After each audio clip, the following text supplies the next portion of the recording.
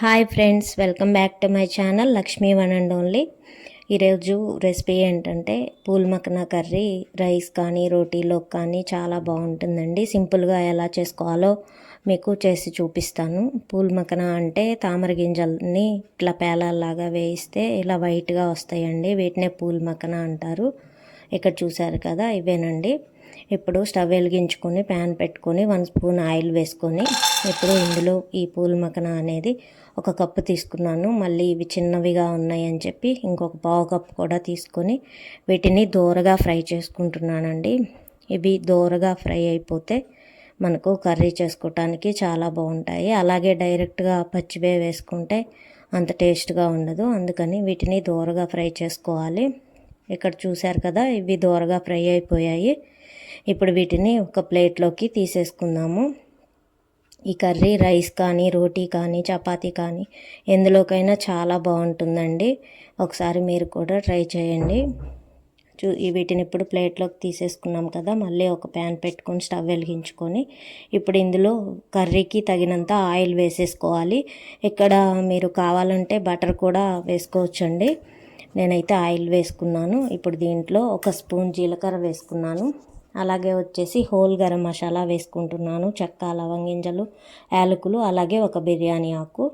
ఇవన్నీ వేసేసుకొని దోరగా ఫ్రై చేసుకున్న తర్వాత ఒక పెద్ద సైజు ఆనియన్ తీసుకొని ఇలాగా చిన్న ముక్కలుగా కట్ చేసుకొని వేసుకుంటున్నాను. ఈ ఆనియన్ అనేది దోరగా ఫ్రై అయితే సరిపోతుందండి. ఇప్పుడు ఇందులోనే 2 పచ్చిమిర్చి ఇలా చీలికలుగా వేసుకొని ఈ ఆనియన్లో వేసుకొని ఇవి కూడా ఫ్రై అయ్యేలాగా వేయించుకుంటున్నాను. చూశారు కదా, ఇలాగా కొంచెం దోరగా ఫ్రై అయితే సరిపోతుంది. ఇప్పుడు ఇందులో 1 స్పూన్ అల్లం వెల్లుల్లి పేస్ట్ వేసుకుంటున్నాను. ఈ అల్లం వెల్లుల్లి పేస్ట్ కూడా పచ్చివాసన పోయే వరకు వేయించుకోవాలండి. ఇలా వేయించుకుంటే సరిపోతుంది. ఇప్పుడు ఇందులో నేను టమోటాలు ప్యూరీ ఉంటుంది కదా, టమోటాలు 2 పెద్ద సైజు తీసుకొని వాటిని ఇలాగా టమోటా ప్యూరీ చేసుకొని వేసుకుంటున్నాను. ఈ టమోటా అనేది బాగా వేగిపోవాలండి. ఎట్లా అంటే మనకు ఆయిల్ అనేది సపరేట్ అవ్వాలి, పచ్చివాసన అంతా పోయి వేగిపోవాలి. ఇప్పుడు ఇందులోనే ఒక 2 టేబుల్ స్పూన్లు అనుకోవచ్చు పెరుగు తీసుకొని వేసుకుంటున్నాను. ఈ పెరుగు అనేది ఉండలేమీ లేకుండా మీరు బీట్ చేసి అయినా వేసుకోవచ్చు. నేనైతే డైరెక్ట్గా అలాగే వేసేసుకున్నాను, కలిసిపోతుందిలే అని చెప్పి. ఇప్పుడు ఇందులోనే ఒక పావు టేబుల్ స్పూన్ పసుపు వేసుకున్నాను. ఈ మొత్తం అంతా కూడా కలిసేలాగా కలుపుకొని మనకు అంతా ఆయిల్ అనేది సపరేట్ అయ్యేలాగా ఉడికించుకోవాలి. చూశారు కదా, ఇక్కడ ఆయిల్ అనేది ఇలా సపరేట్ అవుతుందంటే అన్ని పచ్చివాసన పోయి బాగా వేగిపోయాయి. ఇప్పుడు ఇందులోనే మనకు కర్రీకి తగినంత కారం వేసుకోవాలి. నేను ఇక్కడైతే 1.5 స్పూను కారం వేసుకున్నాను.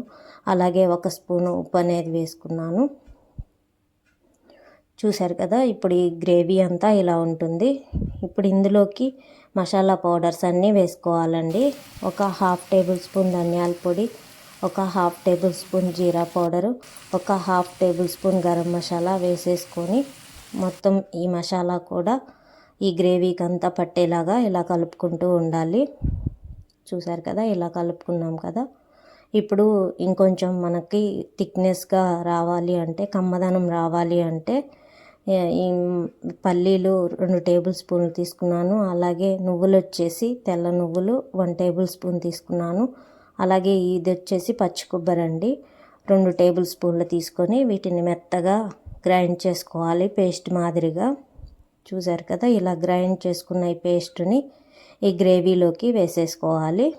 ఇది కొంచెం గట్టిగా ఉంది కదా, ఇప్పుడు మనం వాటరు గ్రైండ్ చేసిన మిక్సీ జార్ ఉంటుంది కదా, అందులోనే కొంచెం వాటర్ అనేది వేసుకొని ఇందులో పోసేసుకొని మొత్తం ఈ గ్రేవీలోకి ఇదంతా కలిసేలాగా కలుపుకోవాలి.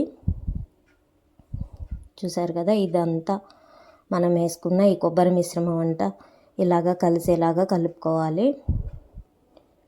ఇప్పుడు కలుపుకున్న తర్వాత ఒక 5 నిమిషాలు అనేది మూత పెట్టి ఇలా మగ్గించుకోవాలండి.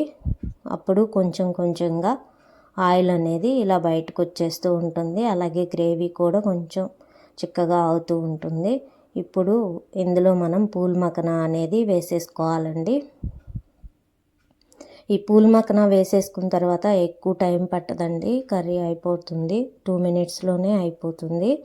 ఇప్పుడు పూల్ మక్కన వేసిన తర్వాత ఒక 2 నిమిషాలు మూత పెట్టి ఇలా మగ్గించుకుంటే ఇలాగ ఆయిల్ అంతా పైకి వచ్చేస్తుంది. ఇప్పుడు మనకి కొంచెం చిక్కగా ఇట్లా తిక్కుగా కనిపిస్తుంది కదా, ఈ టైంలో మీరు గ్రేవీకి తగినంత వాటర్ అనేది పోసుకోవచ్చండి. నేను ఇక్కడైతే ఒక 1/2 కప్పు వాటర్ అనేది తీసుకొని పోసేసుకున్నాను. ఇప్పుడు మళ్ళీ ఒకసారి ఒక 1 మినిట్ అలాగా మూత పెట్టేస్తే మనకి కర్రీ అనేది రెడీ అయిపోతుంది. ఆయిల్ అంతా పైకి తేలిపోతుంది. ఇప్పుడు మనం ఫైనల్గా వచ్చేసి కొత్తిమీర వేసేసుకుంటే మన పూల్ మక్కన కర్రీ రెడీ అయిపోతుందండి. ఈ కర్రీ చాలా టేస్ట్గా ఉంటుంది. అంతేకాకుండా సింపుల్గా కూడా చేసేసుకోవచ్చు. రెస్టారెంట్లో కన్నా మనం ఇంట్లో చేసుకున్నది చాలా టేస్ట్గా హెల్తీగా ఉంటుంది కదా. ఒకసారి మీరు కూడా ట్రై చేసి ఎలా వచ్చిందో నాకు కామెంట్ బాక్స్లో కామెంట్ చేయండి. ఎవరైనా ఈజీగా చేసేసుకుంటారండి. చూసారు కదా, సర్వింగ్ బౌల్లోకి ఇలా తీసుకున్నాను. రోటీతో ఈ కర్రీని తీసుకున్నాము, చాలా బాగా వచ్చిందండి. మీరు కూడా ఒకసారి ట్రై చేసి ఎలా వచ్చిందో కామెంట్ చేయండి. ఈ వీడియో కనుక మీకు నచ్చినట్లయితే ప్లీజ్